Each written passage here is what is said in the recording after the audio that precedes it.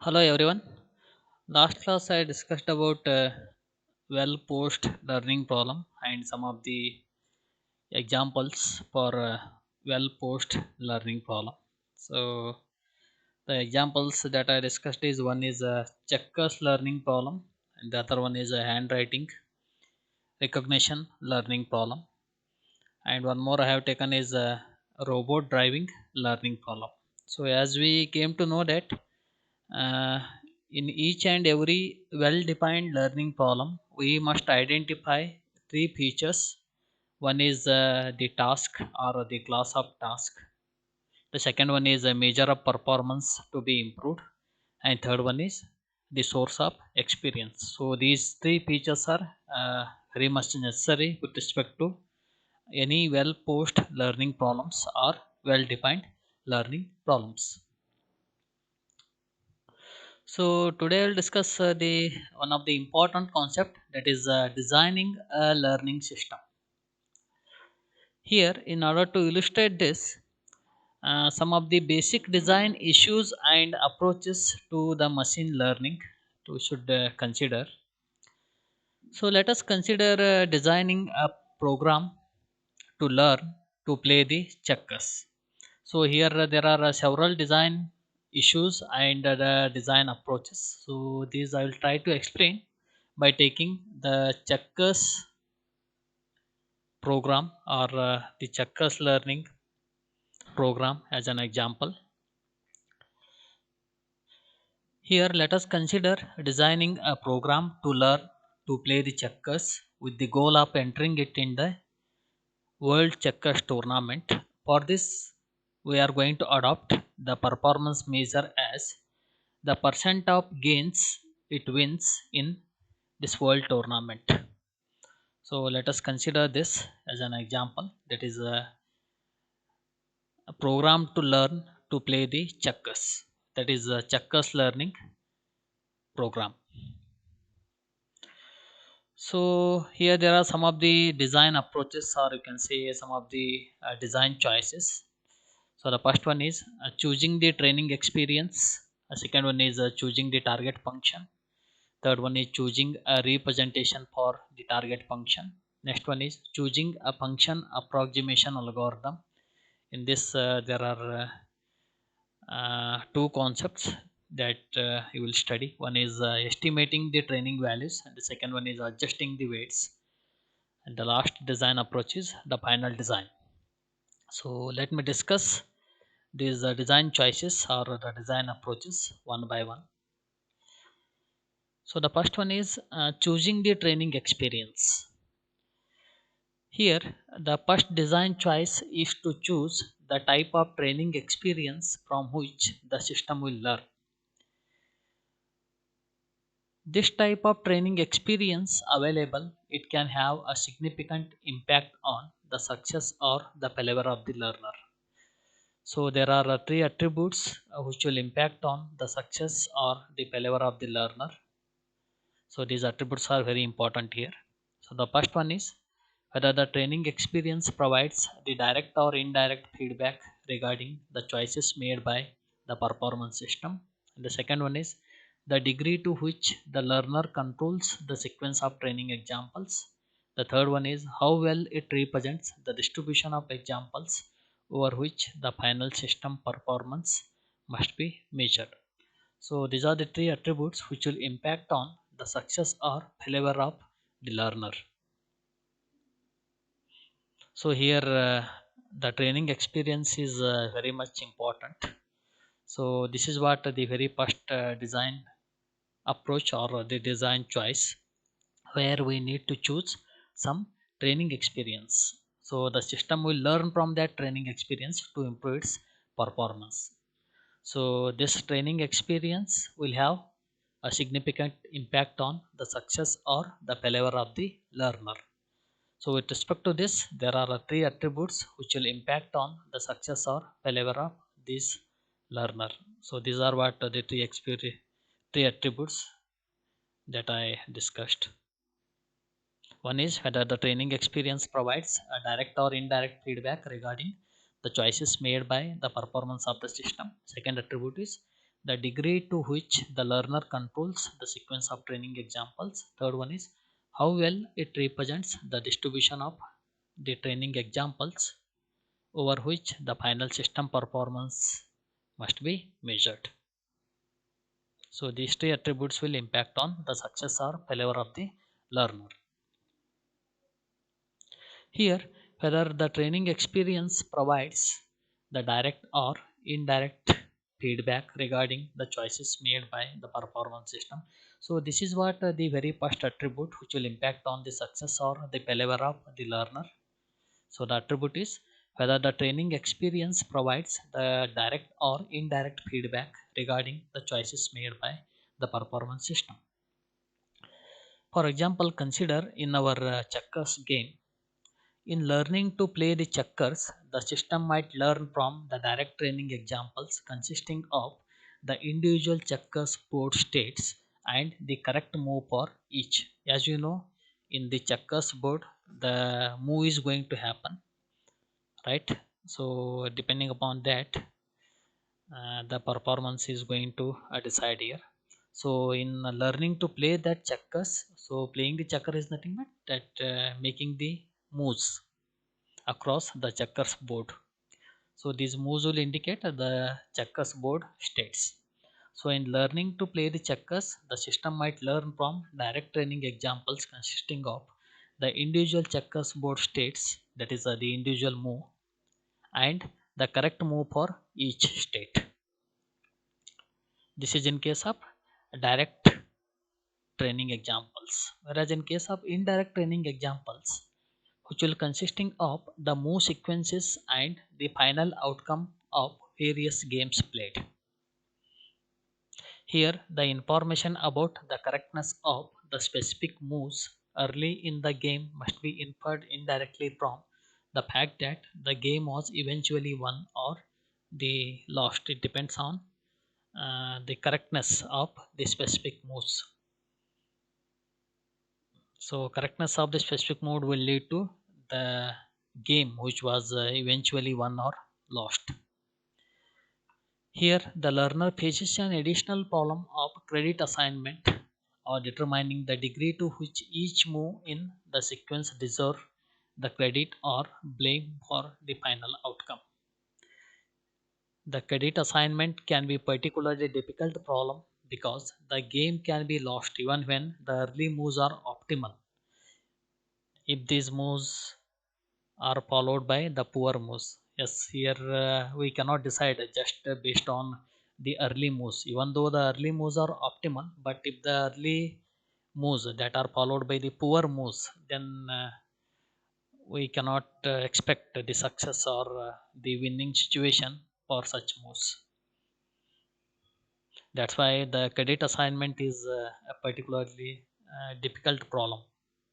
Hence, the learning from direct training feedback is typically easier than the learning from indirect feedback.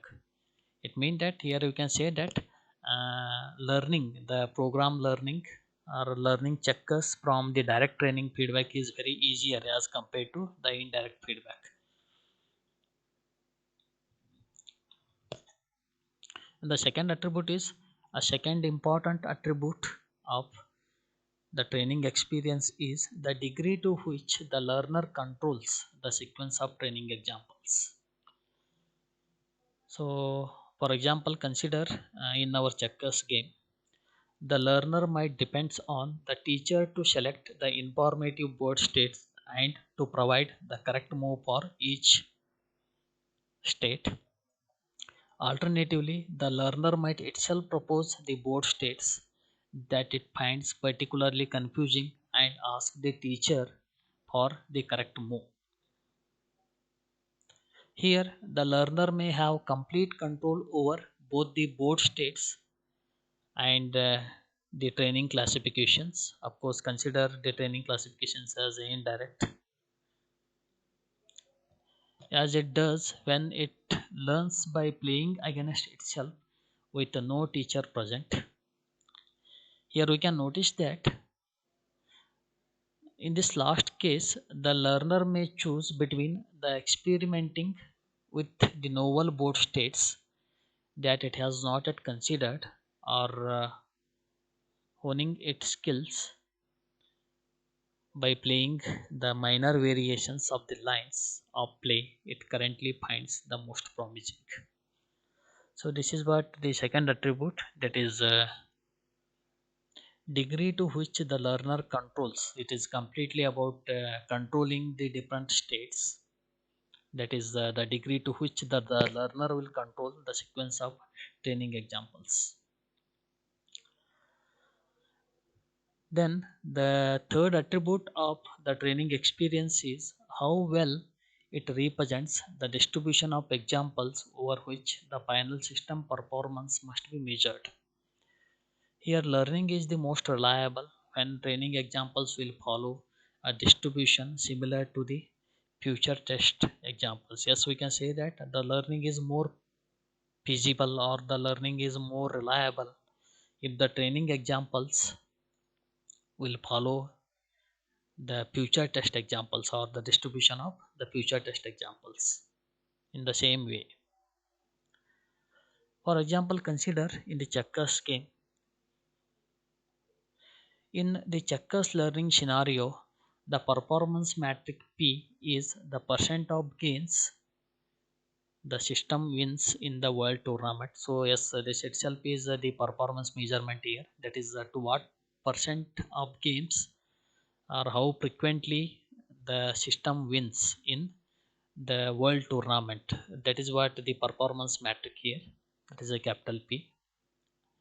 If its training experience E consisting only of the games played against itself, there is an a danger that this training experience might not be fully representative of the distribution of situations over which it will later be tested.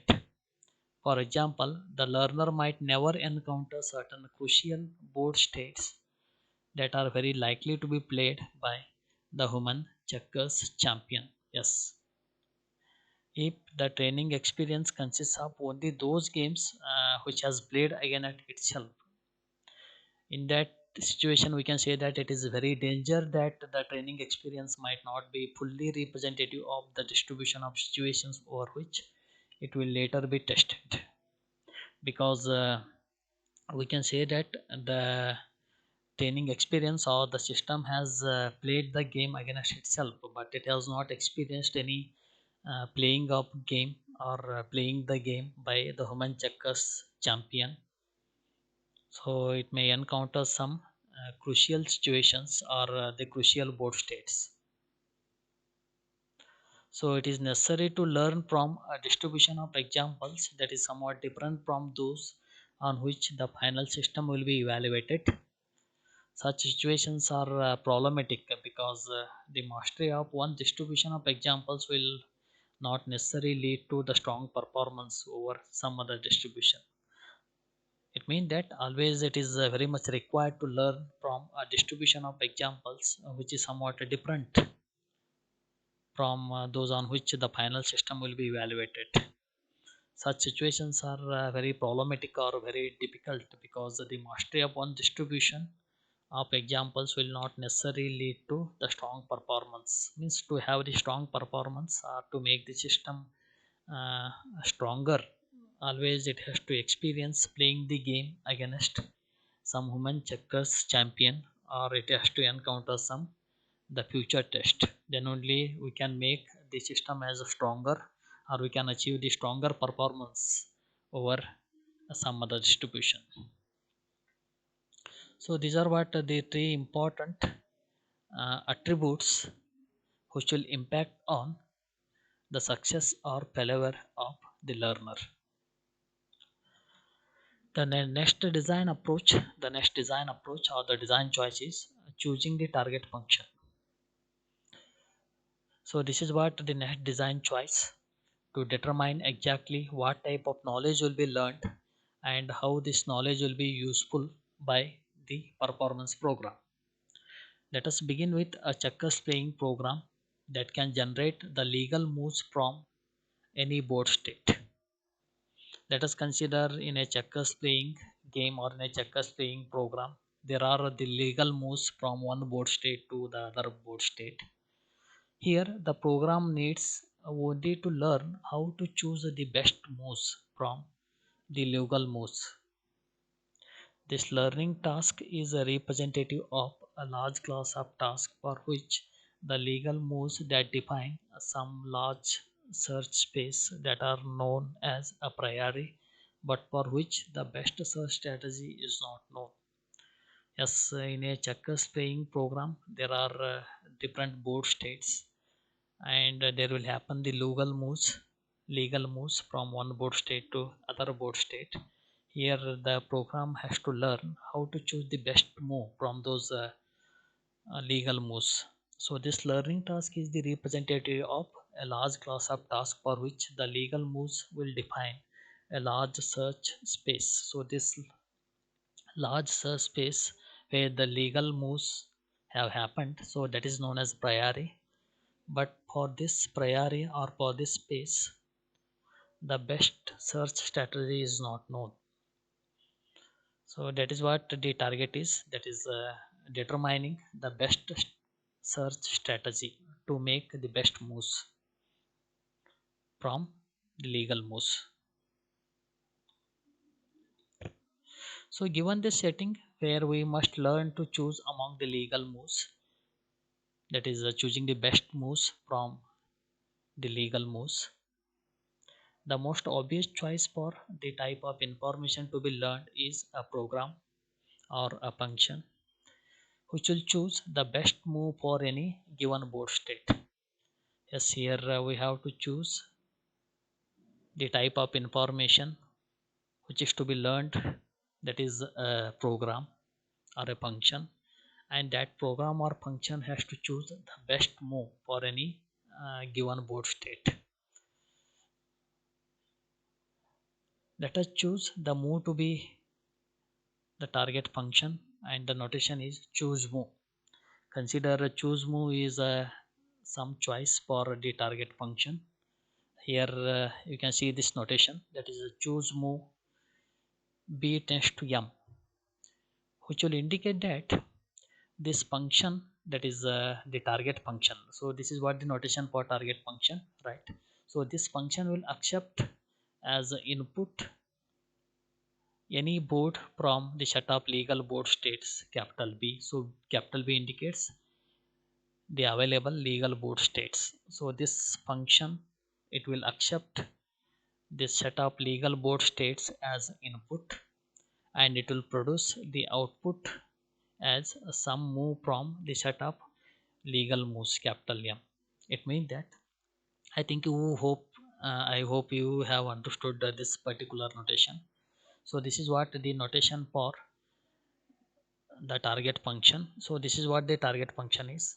So first I'll read out this. Okay, choose move is a choice for the target function in checkers example, but this function will turn out to be very difficult to learn given the kind of indirect training experience available to our system. Okay, now consider this notation. Here choose move is some target function, right?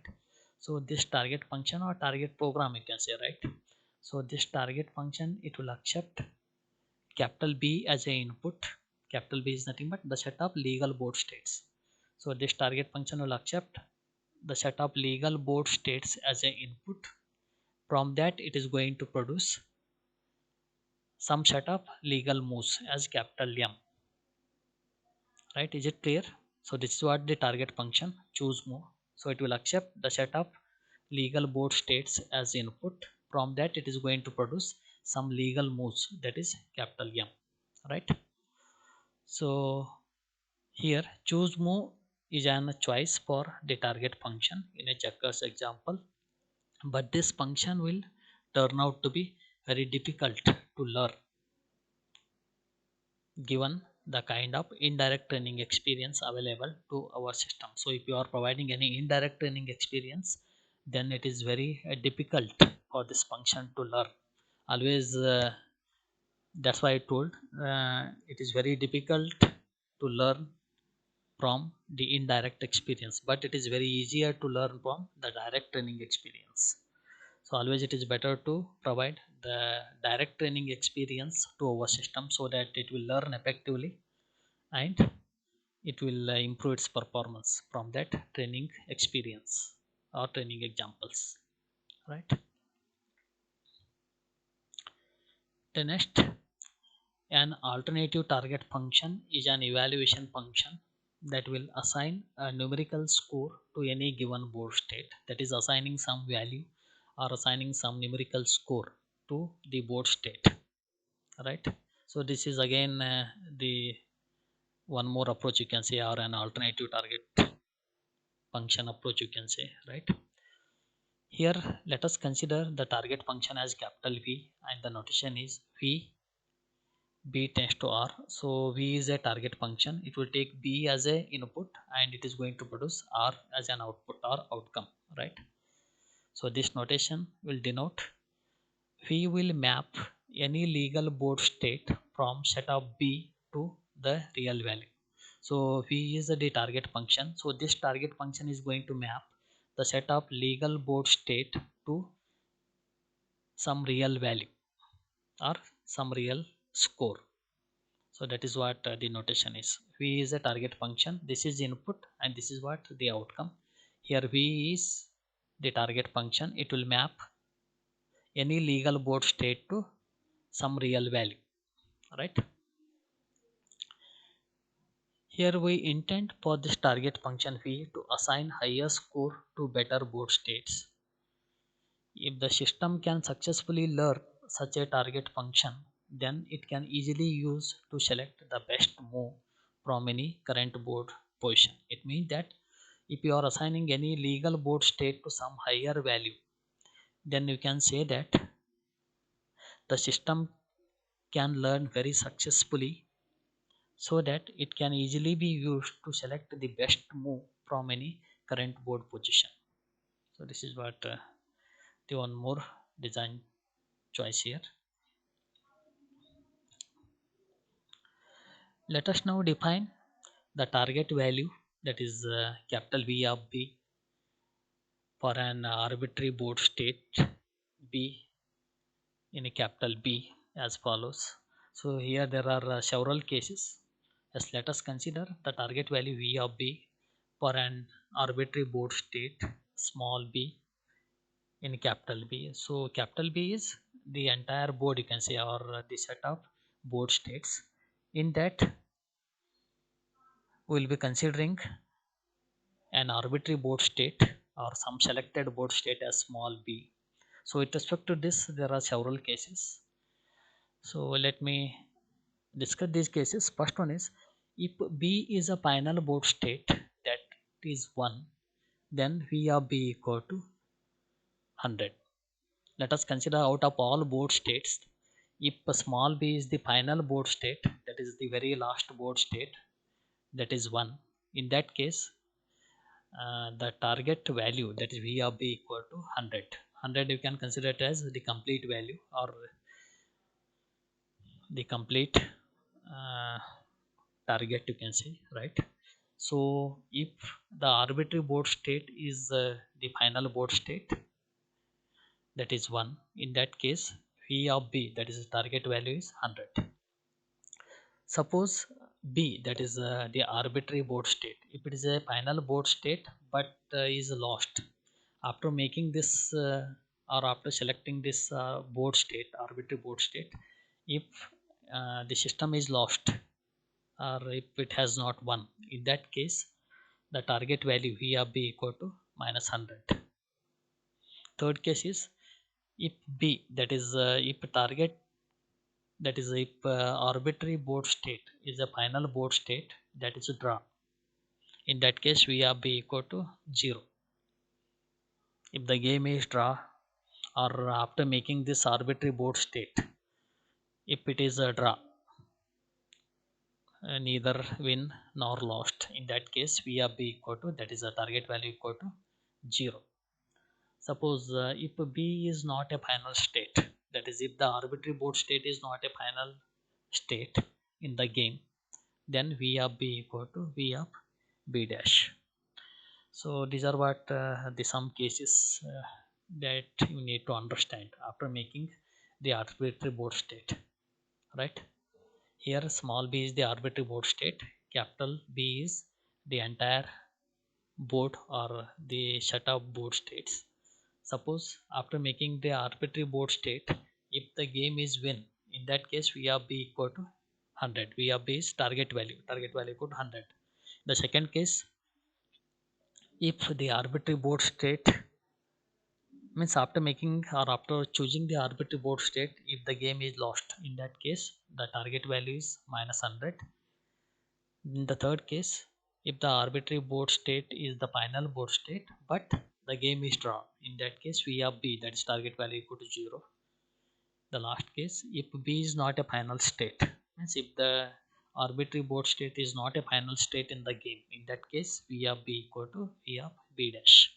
Here b dash is the best final board state that can be achieved starting from b and playing the optimally until end of the game. So this is what the second design approach or the second design choice you can say, that is choosing the target function.